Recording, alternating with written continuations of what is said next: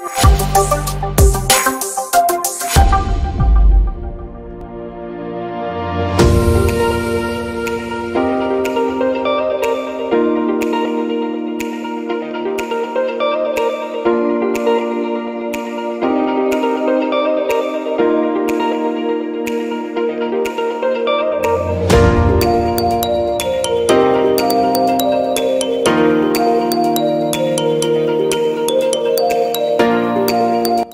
semua anak-anak, kembali lagi bersama Pak Guru Dharma dan hari ini kita akan lanjut belajar lagi yaitu ke tema 6, subtema 2, pelajaran IPS.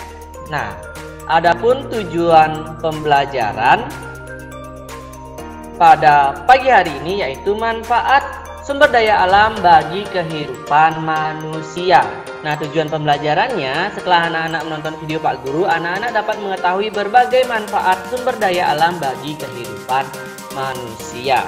Nah, seperti biasa di awal video Pak Guru akan berikan kalian persepsi yang akan Pak Guru masukkan ke dalam penilaian lisan kalian.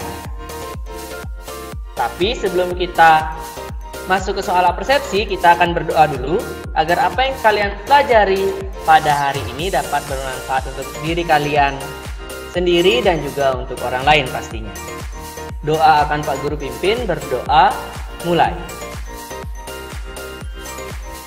Berdoa selesai, ayo anak-anak silakan dipersiapkan buku pena jilid 4C kalian dan juga buku latihan karena nanti tugas di akhir video harus kalian tulis di buku latihan kalian.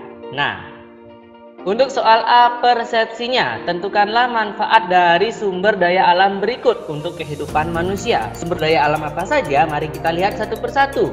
Yang pertama tumbuhan, lalu hewan, dan yang terakhir minyak bumi. Silakan bisa dituliskan di buku latihan atau langsung kirim japri ke Pak Guru jika kalian sudah tahu jawabannya.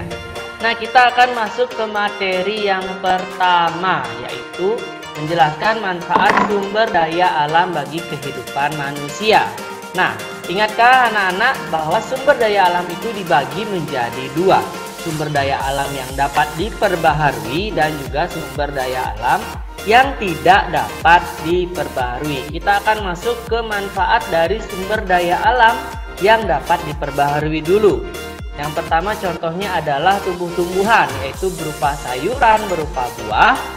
Itu bermanfaat bagi kehidupan manusia sebagai yang pertama sebagai bahan pangan sehari-hari, sebagai komoditi yang memiliki nilai ekonomi, dan juga yang terakhir sebagai bahan baku berbagai olahan makanan. Nah, maka tumbuhan yang termasuk juga buah, yang termasuk juga sayur merupakan salah satu bahan pangan bagi manusia. Bayangkan jika kita tidak mengkonsumsi sayur dan buah setiap hari. Nah, pasti kondisi tubuh kita akan terganggu. Dan juga sayuran dan buah dan juga tumbuh-tumbuhan lain itu memiliki nilai ekonomi yang tergantung dari tumbuh-tumbuhan dan buah-buahan itu. Kalian bisa menanamnya, jika sudah kalian panen bisa kalian jual. Nah, itu memiliki nilai ekonomi anak-anak. Lalu yang ketiga, sebagai bahan baku berbagai olahan makanan. Contohnya yang paling sederhana adalah jus. Kalian bisa menanam mungkin pisang di jus ya, sebagai bahan baku pembuatan kue juga bisa. Salah satu contohnya juga yang lain adalah tomat anak-anak. Iya, jus tomat, dimana tomat itu mengandung banyak sekali vitamin yang sangat bermanfaat bagi tubuh kita pastinya. Selanjutnya, selain tumbuhan juga ada hewan. Nah, hewan ini contohnya adalah sapi, ayam, bebek, kambing. Nah, dimana bermanfaat bisa diambil daging atau susunya, terutama sapi. Lalu tenaganya untuk membajak sawah, jika itu kerbau, lalu kotorannya bisa dijadikan bahan pupuk. Nah, jika misalnya seperti contohnya ayam, kita bisa memanfaatkan daging dan telurnya. Lalu domba bisa diambil bulunya sebagai bahan untuk membuat kain wol. Nah, itulah dari sumber daya alam yang dapat diperbaharui.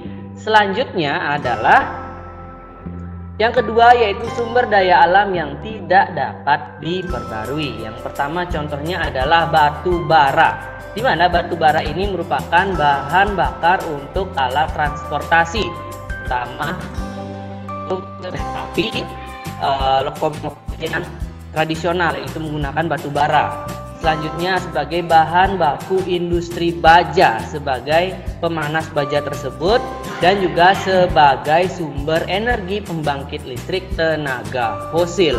Ini merupakan beberapa manfaat batu bara sebagai kehidupan, bermanfaat sebagai kehidupan manusia. Nah, selanjutnya adalah minyak bumi. Sudah kita ketahui minyak bumi itu banyak sekali outputnya atau produknya. Yang pertama adalah bahan bakar untuk mesin kendaraan, Pertamax, Pertalite, solar itu berbahan dasar dari minyak bumi. Selanjutnya sebagai bahan baku pembuatan plastik dan juga bahan baku pembuatan pelumas untuk alat-alat transportasi. Nah, inilah dia manfaat sumber daya alam yang tidak dapat diperbaharui bagi kehidupan manusia. Baiklah anak-anak, itulah tadi materi untuk hari ini. Seperti biasa di akhir video Pak Guru akan berikan kalian tugas sebagai latihan kalian di rumah. Jadi semakin kalian berlatih, semakin kalian bisa. Nah, untuk tugas kalian silakan tuliskanlah manfaat dari sinar matahari dan logam emas bagi kehidupan manusia. Nah, silakan dikerjakan pada buku latihan kalian. Lalu jika sudah selesai, kirimkan hasil pekerjaan ke WA Guru Wali. Nah, tidak henti-hentinya Pak Guru memberikan nasihat kepada kalian. Jagalah kesehatan, jagalah kebersihan kalian. Gunakanlah masker jika kalian harus bepergian keluar rumah. Cuci tangan pakai sabun dan bilas dengan air mengalir. Dan ingat, jaga kesehatan, jaga kebersihan. Dan sekian dulu video Pak Guru untuk hari ini. Kita akan bertemu di video berikutnya. Sampai jumpa. Bye-bye.